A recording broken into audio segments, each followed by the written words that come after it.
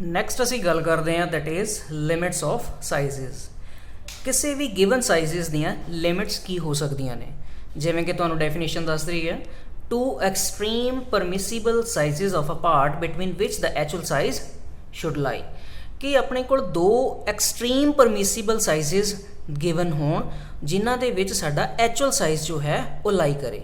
ਜਿਵੇਂ ਕਿ ਐਗਜ਼ਾਮਪਲ ਦੇ ਤੌਰ ਦੇ ਉੱਤੇ ਅਸੀਂ ਇੱਥੇ ਲਿਆ ਕਿ ਸਾਡਾ ਬੇਸਿਕ ਸਾਈਜ਼ ਜੋ ਸੀਗਾ ਉਹ ਸੀ ਦੈਟ ਇਜ਼ 25। ਹੁਣ ਉਸ 25 ਨੂੰ ਅਸੀਂ ਦੋ ਲਿਮਿਟਸ ਦੇਤੀਆਂ, ਕਹਿੰਦਾ ਪਲੱਸ ਦੇ ਵਿੱਚ ਦੈਟ ਇਜ਼ 0.03 ਐਂਡ ਮਾਈਨਸ ਦੇ ਵਿੱਚ 0.01 mm।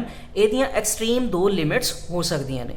ਇਸ ਨੂੰ ਡਾਇਗਰਾਮ ਦੇ ਵਿੱਚ ਅਸੀਂ ਸਮਝਦੇ ਹਾਂ। ਡਾਇਗਰਾਮ ਜਿਵੇਂ ਇਹ ਸਾਨੂੰ ਸਮਝਾ ਰਿਹਾ ਹੈ ਕਿ ਸਾਡੇ ਕੋਲ ਸ਼ਾਫਟ ਨਜ਼ਰ ਆ ਰਹੀ ਹੈ। ਸ਼ਾਫਟ ਦੇ ਵਿੱਚ ਜੋ ਸਾਡਾ ਬੇਸਿਕ ਸਾਈਜ਼ ਹੈ ਉਹ ਸਾਡਾ ਇਸ ਰੈੱਡ ਲਾਈਨ ਦੇ ਨਾਲ ਸ਼ੋ ਹੋ ਰਿਹਾ, ਔਰ ਇਸ ਲਾਈਨ ਤੋਂ ਜੋ ਅਸੀਂ ਟੋਲਰੈਂਸ ਜ਼ੋਨ ਦਿਖਾ ਰਹੇ ਹਾਂ ਇੱਥੇ, ਮਤਲਬ ਕਿ ਜੋ ਸਾਡਾ upper limit and lower limit, ਜੋ ਸਾਡੀਆਂ ਦੋ ਐਕਸਟ੍ਰੀਮ ਲਿਮਿਟਸ ਨੇ, ਉਹਨਾਂ ਦੇ ਇਨ ਬਿਟਵੀਨ ਸਾਡਾ ਜੋ ਐਕਚੁਅਲ ਸਾਈਜ਼ ਹੈ ਉਹ ਕਿਤੇ ਵੀ ਲਾਈ ਕਰ ਸਕਦਾ ਹੈ। ਸੋ ਇੱਥੋਂ ਅਸੀਂ ਦੇਖ ਰਹੇ ਹਾਂ ਕਿ ਜੋ ਲਿਮਿਟਸ ਨੇ ਸਾਡੇ ਕੋਲ ਬੇਸਿਕਲੀ ਦੋ ਤਰ੍ਹਾਂ ਦੀਆਂ ਹੋ ਸਕਦੀਆਂ ਨੇ, that is maximum limit of size and minimum limit of size. ਹੁਣ ਇੱਥੇ ਮੈਕਸਿਮਮ ਲਿਮਿਟ ਆਫ ਸਾਈਜ਼ ਕਿਹਨੂੰ ਕਹਿੰਦੇ ਹਾਂ ਅਸੀਂ, that is the largest permissible size among two sizes. ਦੋ ਜੋ ਸਾਈਜ਼ਸ ਸਾਨੂੰ ਦਿੱਤੇ ਹੋਏ ਨੇ, ਜਿਵੇਂ ਕਿ ਇੱਥੇ ਅਸੀਂ ਐਗਜ਼ਾਮਪਲ ਦੇ ਵਿੱਚ ਦੇਖਿਆ ਸਾਡੇ ਕੋਲ ਜਿਹੜੇ ਦੋ ਸਾਈਜ਼ਸ ਸੀਗੇ, ਇਹਦੇ ਵਿੱਚ ਸਾਡੇ ਕੋਲ ਜੋ ਲਿਮਿਟਸ ਨੇ ਦੈਟ ਇਜ਼ 0.03। ਹੁਣ ਜਦੋਂ ਇਹਨੂੰ ਐਗਜ਼ੈਕਟ ਸਾਈਜ਼ ਅਸੀਂ ਕਾਊਂਟ ਕਰਾਂਗੇ ਤਾਂ ਸਾਡੇ ਕੋਲ ਕੀ ਬਣੇਗਾ, ਦੈਟ ਇਜ਼ 25.03 mm, ਔਰ ਦੂਸਰਾ ਸਾਈਜ਼ ਬਣੇਗਾ ਸਾਡੇ ਕੋਲ ਦੈਟ ਇਜ਼ 24.99 mm।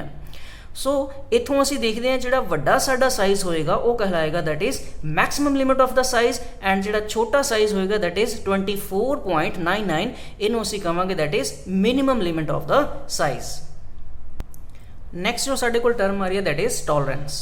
ਹੁਣ ਟੋਲਰੈਂਸ ਕੀ ਹੈ, ਜੋ ਸਾਡੇ ਕੋਲ ਅਸੀਂ ਉੱਤੇ ਦੇਖਿਆ ਡਾਇਗਰਾਮ ਦੇ ਵਿੱਚ ਵੀ ਸਾਡੇ ਨਜ਼ਰ ਆ ਰਿਹਾ ਸੀ ਕਿ ਸਾਡੇ ਕੋਲ ਜੋ ਦੋ ਲਿਮਿਟਸ ਆਈਆਂ, ਇੱਕ ਮੈਕਸਿਮਮ ਲਿਮਿਟ ਹੈ, ਦੂਸਰੀ ਸਾਡੀ ਮਿਨੀਮਮ ਲਿਮਿਟ ਹੈ, ਔਰ ਜਦੋਂ ਅਸੀਂ ਮੈਕਸਿਮਮ ਲਿਮਿਟ ਦੇ ਵਿੱਚੋਂ ਮਿਨੀਮਮ ਲਿਮਿਟ ਨੂੰ ਮਾਈਨਸ ਕਰ ਦਈਏ ਤਾਂ ਜੋ ਏਰੀਆ ਸਾਡੇ ਕੋਲ ਆਏਗਾ ਉਹ ਕਹਿਲਾਏਗਾ ਸਾਡਾ ਟੋਲਰੈਂਸ। ਸੋ ਇੱਥੇ ਵੀ ਦੇਖਦੇ ਹਾਂ ਹੁਣ ਡੈਫੀਨੇਸ਼ਨ ਕੀ ਕਹਿੰਦੀ ਹੈ, the amount of the variation permitted in the size of a component is called tolerance.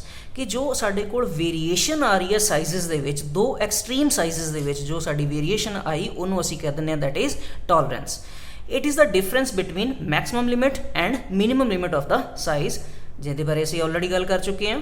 ਤਾਂ ਨੂਮੈਰੀਕਲੀ ਇਸ ਨੂੰ ਕਿਸ ਤਰੀਕੇ ਨਾਲ ਰਿਪਰੈਜ਼ੈਂਟ ਕੀਤਾ ਜਾ ਸਕਦਾ, that is tolerance is always equals to maximum size limit minus minimum size limit.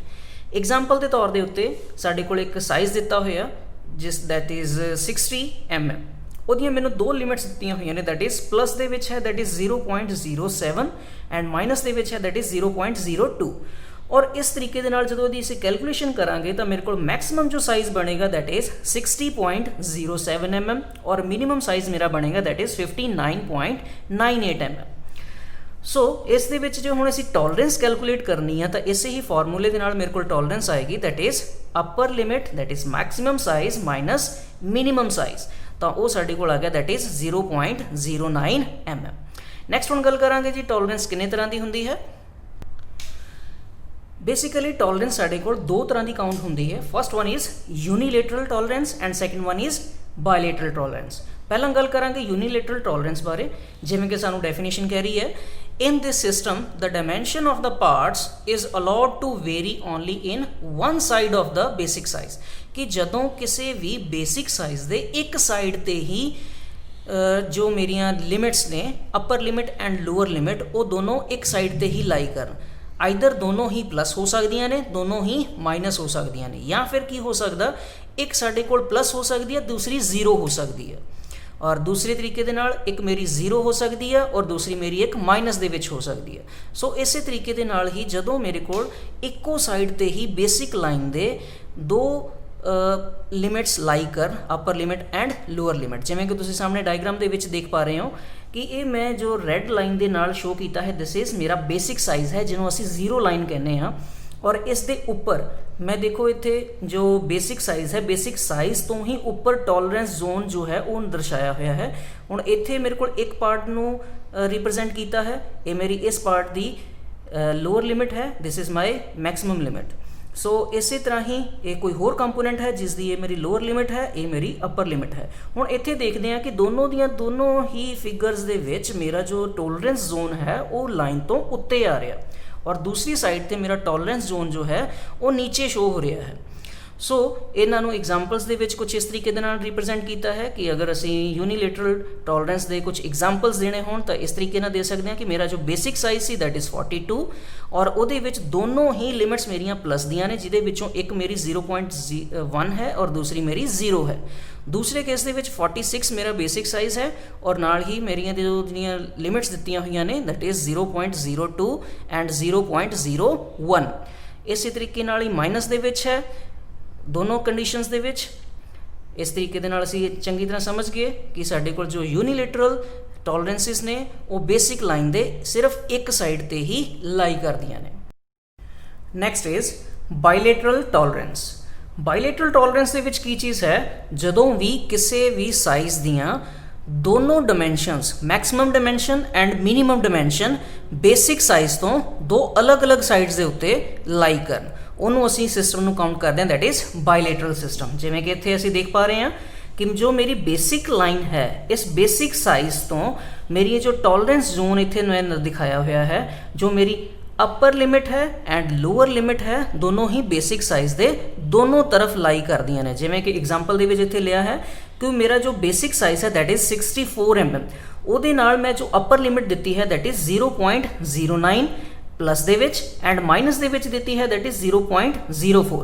Minus ਦਾ ਮਤਲਬ ਬੇਸਿਕ ਸਾਈਜ਼ ਤੋਂ ਨੀਚੇ, ਪਲੱਸ ਦਾ ਮਤਲਬ ਬੇਸਿਕ ਸਾਈਜ਼ ਤੋਂ ਉੱਪਰ। ਸੋ ਇਸ ਸਿਸਟਮ ਨੂੰ ਅਸੀਂ ਕਾਊਂਟ ਕਰਦੇ ਹਾਂ that is bilateral system. Next is tolerance zone.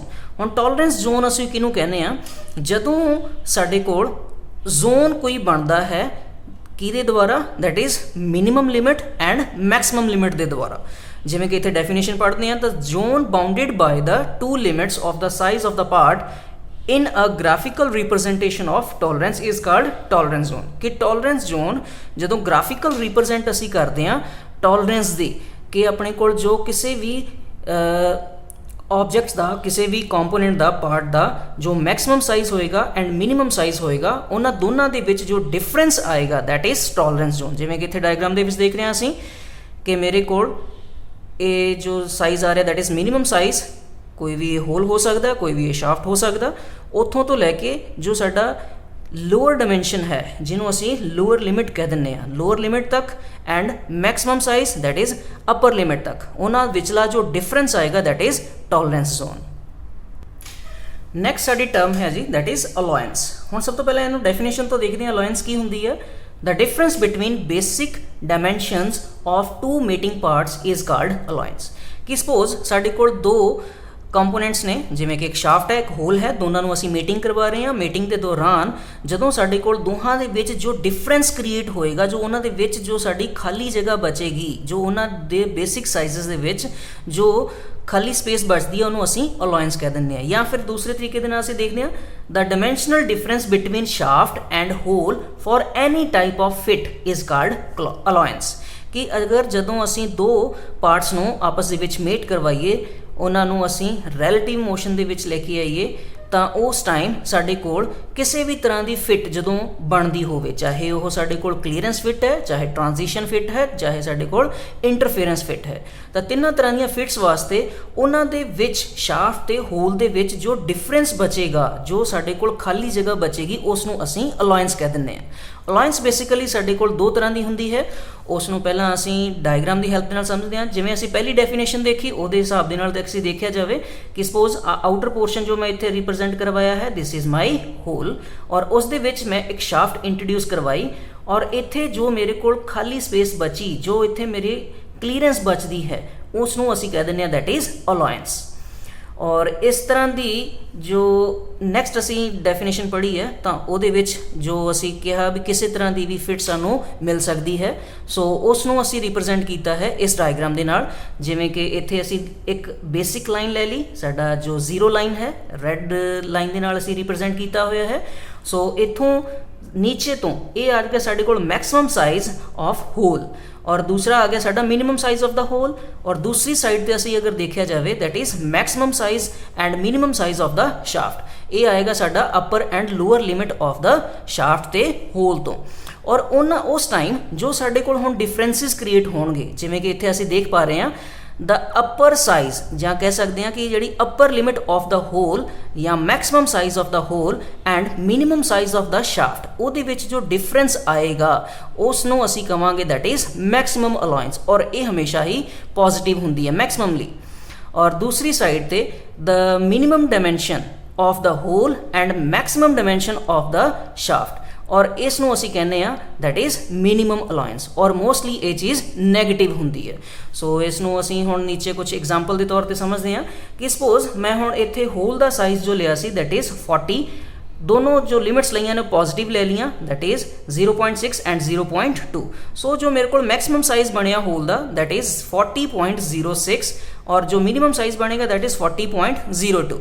ਔਰ ਇਸੇ ਤਰ੍ਹਾਂ ਹੀ ਸ਼ਾਫਟ ਦਾ ਮੈਂ ਸਾਈਜ਼ ਲਿਆ that is 40 plus 0.3 and minus 0.2। ये रिप्रजेंट कर रहा है जो मैं सिस्टम इत्थे रिप्रजेंट किया है। सो इत्थे असी होल देख पा रहे हैं दैट इज़ यूनीलेटरल सिस्टम दे विच है, और जो मेरी शाफ्ट है वो बायलेटरल सिस्टम दे विच है। तो ये अकॉर्डिंगली जो साड़ियाँ शाफ्ट दी डायमेंशनस बन गई दैट इज़ 40.03 एंड 39.98, और इस तरीके दे नाल जो सानू फिट मिलेगी that is a transition fit. और नाउ हुण असी गल करांगे दैट इज़ अलायंस साडे कोल किन्ने तरह की हुंदी है। बेसिकली असी हुण वैसे देख भी चुके हैं कि मैक्सिममली साडे कोल दो तरह की हुंदी है that is maximum allowance and minimum allowance. So maximum allowance की है the difference between maximum size of the hole and minimum size of the shaft is called maximum allowance, जिवें कि असी पहला डिस्कस किया, और ये हमेशा ही साडे कोल पॉजिटिव अलायंस हुंदी है। एग्जाम्पल के तौर के उत्ते असी जो पिछे ही एग्जाम्पल लिया सीगा, सो उहदे विच असी लिया सी कि मैक्सिमम साइज जो होल दा सीगा that is 40.6 and minimum size of the shaft जो सीगा दैट इज़ 39.98, और दोवां नूं जदों असी माइनस कीता ਤਾਂ ਸਮ ਅਪ ਕਰਨ ਤੇ ਸਾਡੇ ਕੋਲ ਜੋ ਮਿਲਿਆ दैट इज़ 0.8 mm। ਇਹ ਸਾਡੀ ਹੋ ਗਈ ਮੈਕਸਿਮਮ ਅਲਾਇੰਸ। ਇਸੇ ਤਰ੍ਹਾਂ ਹੀ ਸਾਡੀ ਮਿਨੀਮਮ ਅਲਾਇੰਸ ਇਹ ਹੋਏਗਾ the difference between minimum size of the hole and maximum size of the shaft. So ਇਹ ਸਾਡੇ ਕੋਲ ਮੋਸਟਲੀ ਨੈਗੇਟਿਵ ਹੁੰਦੀ ਹੈ। और इस नूं कैलकुलेट करने के लिए जिवें पिछे असीं एग्जाम्पल लिया सी उहदे विचों ही minimum size of the hole साडा की सीगा that is 40.2 and maximum size of the shaft की सी साडा दैट इज़ 40.3, और इनू असीं जदों कैलकुलेट कीता तां साडे कोल आ गया that is minus of 0.1 mm। Next एक गल दिती हुई है दैट इज़ नोट करने वाली, दैट इज़ नोट बना के लिखा हुआ है that is when a shaft size is less than the hole size, कि जदों साडे कोल शाफ्ट दा साइज़ घट हुंदा है होल दे साइज़ नालों तां उस जगह ते जो अलायंस मिलदी है साडी वो पॉजिटिव हुंदी है। बट दूसरी तरफ जदों साडा शाफ्ट दा साइज़ वड्डा होवे होल साइज़ दे नालों उदों अलायंस साडे कोल नैगेटिव हुंदी है। नैक्सट जो टर्म आ रही है साडे कोल दैट इज़ डेविएशन। हुण डेविएशन की है? It is the algebraic difference between size and corresponding size of the shaft और होल। डेविएशन में B classified into following types. इनू बस देखते हैं, पहले देखते हैं जी डेविएशन की कहता है। कहता जो अलजैब्रिक साडे कोल डिफरेंस आएगा एक साइज़ दे विच ते उहदे कॉरस्पॉन्डिंग बेसिक साइज़ दे विच। हुण जिवें कि तुहाडे कोल इत्थे डायग्राम नज़र आ रहा है कि सपोज इत्थे रैड लाइन दे नाल मैं जीरो लाइन या बेसिक साइज़ रिप्रजेंट कीता है, और इस बेसिक साइज़ तो जदों मैं शाफ्ट नूं रिप्रजेंट कर रहा हाँ, शाफ्ट नूं रिप्रजेंट करन ते जो उहदियां दोनों ही maximum limit and minimum limit दोनों एक साइड ते आ रही ने, that is a different issue. तो इस टाइम जे हुण मैं डेविएशन काउंट करनी है तो डेविएशन की होएगी कि मेरे कोल इस जगह ते बेसिक साइज़ ते इस दी अपर जो लिमिट आएगी इस दे विच कितना डिफरेंस है, या basic size and lower limit of the shaft ये विच मेरा कितना डिफरेंस है। वो जो डिफरेंस होणगे जो कि असी लैणे है जीरो लाइन तो उन्होंने असी काउंट करते हैं दैट इज़ डेविएशन। इनू असी जो पहले असी डायग्राम देखा सीगा उहदे तो भी एक बारी समझण दी कोशिश करते हैं। हुण इस डायग्राम दे विच असी देखते हैं कि साडे कोल जो डेविएशन दिती हुई है, हुण शाफ्ट के केस दे विच डेविएशन अलग है एंड होल के केस दे विच डेविएशनस अलग ने। जदों असी दो पार्ट्स की आपस दे विच मीटिंग करवाउने आ होल दी एंड शाफ्ट दी, तां इस जगह ते देखो कि मेरा जो हुण बेसिक लाइन है जिन्हों असी जीरो लाइन मन्निया है, इस जीरो लाइन तो लैके जो मेरे शाफ्ट का मैक्सिमम साइज़ है उत्थों तक दी जो मेरी डेविएशन काउंट हुंदी है दैट इज़ अपर डेविएशन जिन्हों असी पॉजिटिव काउंट करते हैं, एंड दूसरी है साडी that is lower size of the shaft and basic size. ਉਹਨਾਂ ਦੇ ਵਿਚਲਾ ਜੋ ਗੈਪ ਆਇਆ ਮੇਰਾ ਜੋ ਡਿਸਟੈਂਸ ਹੈ ਇਸ ਨੂੰ ਅਸੀਂ ਕਹਿੰਦੇ ਹਾਂ ਦੈਟ ਇਜ਼ ਲੋਅਰ ਡੈਵੀਏਸ਼ਨ। ਇਸੇ ਤਰ੍ਹਾਂ ਹੀ ਹੋਲ ਦੇ ਕੇਸ ਦੇ ਵਿੱਚ ਹੈ ਕਿ ਜਿੱਥੇ ਮੇਰਾ maximum size of the hole ਹੈ ਐਂਡ ਬੇਸਿਕ ਸਾਈਜ਼ ਉਹਨੂੰ ਅਸੀਂ ਕਾਊਂਟ ਕਰਦੇ ਹਾਂ that is upper deviation, and ਜਿੱਥੇ ਮੇਰਾ lower size of the shaft ਹੈ ਹੋਲ ਹੈ ਔਰ ਉਸ ਦਾ ਬੇਸਿਕ ਸਾਈਜ਼ ਹੈ ਉਸ ਡਿਸਟੈਂਸ ਨੂੰ ਅਸੀਂ ਕਾਊਂਟ ਕਰਦੇ ਹਾਂ that is lower deviation of the hole. Next ਅਸੀਂ ਡੈਵੀਏਸ਼ਨਸ ਨੂੰ ਤਕਰੀਬਨ 4 ਹਿੱਸਿਆਂ ਦੇ ਵਿੱਚ ਵੰਡਿਆ ਹੈ। So first one is actual deviation. Actual deviation ਕੀ ਹੁੰਦੀ ਹੈ? that is the algebraic difference between actual size and corresponding basic size। ਕਿ ਜਦੋਂ ਸਾਡੇ ਕੋਲ algebraic difference ਅਸੀਂ ਲੈਣਾ ਹੈ ਐਕਚੁਅਲ ਸਾਈਜ਼ ਕਿਹੜਾ ਹੁੰਦਾ ਹੈ? ਜਦੋਂ ਮੈਂ ਸਪੋਜ਼ ਪੀਸ ਤਿਆਰ ਕਰ ਲਿਆ, ਮੈਨੂਫੈਕਚਰ ਕਰ ਲਿਆ, ਉਸ ਤੋਂ ਬਾਅਦ ਜਦੋਂ ਉਹਦੀ ਮੈਂ ਕੈਲਕੂਲੇਸ਼ਨ ਕੀਤੀ, ਜਦੋਂ ਉਸ ਦੀ ਮੈਂ ਕੁਛ ਡਾਇਮੈਂਸ਼ਨ ਨੋਟ ਕੀਤੀ ਤਾਂ ਡਾਇਮੈਂਸ਼ਨ ਨੋਟ ਕਰਨ ਦੇ ਉੱਤੇ ਜੋ ਮੇਰੇ ਕੋਲ ਸਾਈਜ਼ ਆਇਆ ਔਰ ਉਸ ਦੇ ਰਿਸਪੈਕਟਿਵ ਜੋ ਮੇਰਾ ਬੇਸਿਕ ਸਾਈਜ਼ ਹੋਊਗਾ, ਜੋ ਗਿਵਨ ਸਾਈਜ਼ ਹੋਊਗਾ, ਉਹਦੇ ਵਿੱਚ ਜੋ ਮੇਰਾ ਡਿਫਰੈਂਸ ਆਏਗਾ ਉਸ ਨੂੰ ਅਸੀਂ ਕਾਊਂਟ ਕਰਾਂਗੇ that is actual deviation. Example ਦੇ ਤੌਰ ਦੇ ਉੱਤੇ ਸਪੋਜ਼ ਜੋ ਮੇਰਾ basic size C that is 25 mm, ਕੁਛ ਮੈਂ ਐਗਜ਼ਾਮਪਲ ਦੇ ਤੌਰ ਤੇ ਲੈ ਲਿਆ, ਔਰ ਜਦੋਂ ਮੈਂ ਐਕਚੁਅਲ ਸਾਈਜ਼ ਮੇਜ਼ਰ ਕੀਤਾ ਜਿਹਦੇ ਵਿੱਚ ਮੈਨੂੰ ਕੁਛ ਟੋਲਰੈਂਸਿਸ ਆਲਰੇਡੀ ਦਿੱਤੀਆਂ ਹੋਈਆਂ ਸੀ, ਸੋ ਮੇਰੇ ਕੋਲ ਉਹ ਆਇਆ ਦੈਟ ਇਜ਼ 25.02 mm। ਸੋ ਇਹਨਾਂ ਦੋਨਾਂ ਦੇ ਵਿੱਚ ਜੋ ਡਿਫਰੈਂਸ ਆਏਗਾ ਦੈਟ ਇਜ਼ 0.02 mm, ਉਹ ਮੇਰਾ ਕਹਿਲਾਏਗਾ ਦੈਟ ਇਜ਼ ਐਕਚੁਅਲ ਡੈਵੀਏਸ਼ਨ, ਜਿਹਨੂੰ ਮੈਂ ਇੱਥੇ AD ਦੇ ਨਾਲ ਨੋਟ ਕੀਤਾ ਹੈ। ਨੈਕਸਟ ਆ ਗਿਆ ਮੇਰੇ ਕੋਲ that is upper deviation. Upper deviation ਜਿਵੇਂ ਅਸੀਂ ਪਹਿਲਾਂ ਵੀ ਸਮਝ ਚੁੱਕੇ ਹਾਂ ਕਿ ਸਾਡੇ ਕੋਲ ਬੇਸਿਕ ਲਾਈਨ ਤੋਂ ਲੈ ਕੇ ਸ਼ਾਫਟ ਦੇ ਅਪਰ ਜੋ ਮੈਕਸਿਮਮ ਉਹਦਾ ਸਾਈਜ਼ ਹੈ ਉੱਥੋਂ ਤੱਕ ਦਾ ਜੋ ਡਿਫਰੈਂਸ ਆਏਗਾ, ਜੋ ਡਿਸਟੈਂਸ ਆਏਗਾ, ਉਸ ਨੂੰ ਅਸੀਂ ਕਾਊਂਟ ਕਰਾਂਗੇ ਦੈਟ ਇਜ਼ ਅਪਰ ਡੈਵੀਏਸ਼ਨ। ਇਸੇ ਤਰੀਕੇ ਨਾਲ ਹੋਲ ਦੇ ਕੇਸ ਦੇ ਵਿੱਚ ਬੇਸਿਕ ਸਾਈਜ਼ ਐਂਡ ਉਸ ਦਾ ਜੋ ਸ਼ਾਫਟ ਦਾ ਹੋਲ ਦਾ ਜੋ ਮੈਕਸਿਮਮ ਸਾਈਜ਼ ਹੋਏਗਾ ਉਹਦਾ ਜੋ ਡਿਫਰੈਂਸ ਹੋਏਗਾ, ਐਲਜੈਬਰਿਕ ਡਿਫਰੈਂਸ ਹੋਏਗਾ, ਉਹਨੂੰ ਅਸੀਂ ਕਾਊਂਟ ਕਰਾਂਗੇ ਦੈਟ ਇਜ਼ ਅਪਰ ਡੈਵੀਏਸ਼ਨ। ਔਰ ਅਪਰ ਡੈਵੀਏਸ਼ਨ ਆਫ ਦਾ ਹੋਲ ਨੂੰ ਅਸੀਂ ਰਿਪਰੈਜ਼ੈਂਟ ਕਰਦੇ ਹਾਂ ਦੈਟ ਇਜ਼ ਕੈਪੀਟਲ ES ਦੇ ਨਾਲ, ਐਂਡ ਸੇਮ ਅਸੀਂ upper deviation of the shaft ਜੋ ਕਾਊਂਟ ਕਰਦੇ ਹਾਂ that is ES small letters ਦੇ ਵਿੱਚ ਅਸੀਂ ਕਾਊਂਟ ਕਰਦੇ ਹਾਂ। Next is lower deviation. ਹੁਣ ਲੋਅਰ ਡੈਵੀਏਸ਼ਨ ਇਸੇ ਡਾਇਗਰਾਮ ਤੋਂ ਸਮਝਣ ਦੀ ਕੋਸ਼ਿਸ਼ ਕਰਦੇ ਹਾਂ। ਜੋ ਮੇਰਾ lower size of the shaft ਸੀ, ਜਿਹਨੂੰ ਅਸੀਂ ਮਿਨੀਮਮ ਲਿਮਿਟ ਕਿਹਾ ਜਾਂ minimum size of the shaft ਕਿਹਾ, ਉੱਥੋਂ ਤੋਂ ਲੈ ਕੇ ਹੁਣ ਮੇਰਾ ਬੇਸਿਕ ਲਾਈਨ ਜਾਂ ਜ਼ੀਰੋ ਲਾਈਨ ਤੱਕ ਦਾ ਜੋ ਡਿਫਰੈਂਸ ਆਏਗਾ ਉਹਨੂੰ ਅਸੀਂ ਕਾਊਂਟ ਕਰਾਂਗੇ ਦੈਟ ਇਜ਼ ਲੋਅਰ ਡੈਵੀਏਸ਼ਨ। ਹੁਣ ਉਹ ਲੋਅਰ ਡੈਵੀਏਸ਼ਨ ਨੂੰ ਅਸੀਂ ਕਿਸ ਤਰੀਕੇ ਦੇ ਨਾਲ ਡਿਨੋਟ ਕਰਦੇ ਹਾਂ? ਮੈਂ ਇੱਥੇ ਸ਼ਾਫਟ ਪਲਾਟ ਕੀਤੀ ਹੋਈ ਹੈ, ਤਾਂ ਸ਼ਾਫਟ ਨੂੰ ਅਸੀਂ ਲਿਖਦੇ ਹਾਂ ਦੈਟ ਇਜ਼ ਸਮਾਲ EI ਦੇ ਨਾਲ। ਔਰ ਇਸੇ ਤਰੀਕੇ ਨਾਲ ਅਗਰ ਹੋਲ ਨੂੰ ਰਿਪਰੈਜ਼ੈਂਟ ਕਰਨਾ ਹੋਵੇ ਤਾਂ ਲੋਅਰ ਡੈਵੀਏਸ਼ਨ ਆਫ ਹੋਲ ਨੂੰ ਅਸੀਂ ਰਿਪਰੈਜ਼ੈਂਟ ਕਰਦੇ ਹਾਂ ਦੈਟ ਇਜ਼ ਕੈਪੀਟਲ EI ਦੇ ਨਾਲ। ਨੈਕਸਟ ਆਉਂਦੀ ਹੈ ਸਾਡੇ ਕੋਲ that is fundamental deviation. So fundamental deviation ਕੀ ਹੈ? It is one of the two deviations which are conventionally chosen to define the position of the tolerance zone in relation to zero line। ਕਿ suppose ਹੁਣ ਇਸੇ diagram ਦੇ ਵਿੱਚ ਦੇਖਦੇ ਹਾਂ ਕਿ ਇਸ ਡਾਇਗਰਾਮ ਦੇ ਵਿੱਚ ਮੈਂ ਟੋਲਰੈਂਸ ਜ਼ੋਨ ਨੂੰ ਡਿਫਾਈਨ ਕਰਨਾ ਹੈ ਕਿ ਟੋਲਰੈਂਸ ਜ਼ੋਨ ਮੇਰਾ ਕਿੱਥੇ ਲਾਈ ਕਰ ਰਿਹਾ ਹੈ with respect to my base line ਔਰ ਜ਼ੀਰੋ ਲਾਈਨ। ਜਦੋਂ ਉਸ ਦੇ ਲਈ ਮੈਂ ਚਾਹੇ ਅਪਰ ਡੈਵੀਏਸ਼ਨ ਲੈ ਲਾਂ ਚਾਹੇ ਲੋਅਰ ਡੈਵੀਏਸ਼ਨ ਲੈਣਾ, ਤਾਂ ਉਸ ਟੋਲਰੈਂਸ ਜ਼ੋਨ ਨੂੰ ਡਿਫਾਈਨ ਕਰਨ ਦੇ ਲਈ ਮੈਂ ਕਿਹੜੀ ਲਿਮਿਟ ਲੈ ਕੇ ਚੱਲ ਰਿਹਾ ਹਾਂ ਉਸ ਨੂੰ ਅਸੀਂ ਕਾਊਂਟ ਕਰਦੇ ਹਾਂ ਦੈਟ ਇਜ਼ ਫੰਡਾਮੈਂਟਲ ਡੈਵੀਏਸ਼ਨ। ਸੋ ਇਹਦੇ ਨਾਲ ਹੀ ਸਾਡਾ ਡੈਵੀਏਸ਼ਨ ਵੀ ਖਤਮ ਹੈ।